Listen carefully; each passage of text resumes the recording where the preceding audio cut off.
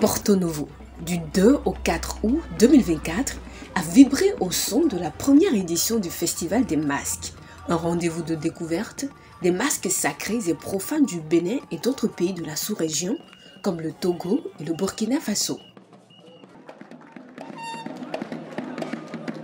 Mais derrière les masques, c'est toute une économie du tourisme en plein essor. Un secteur de plus en plus choyé au Bénin depuis l'avènement du gouvernement de la rupture.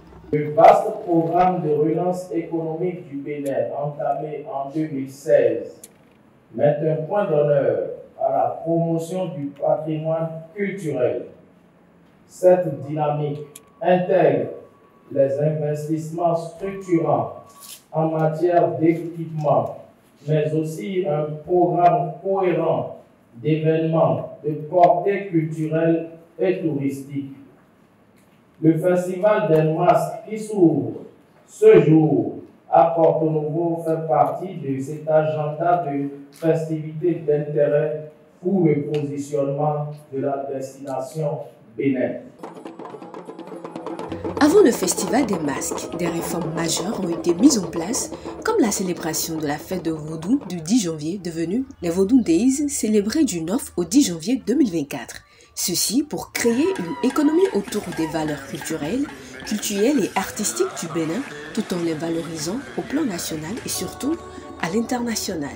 Tout ce qui est culturel, artistique, qui relève de soi, qui relève de l'identité qu'on partage avec le monde, aujourd'hui, nourrit le tourisme, qui est un secteur économique important.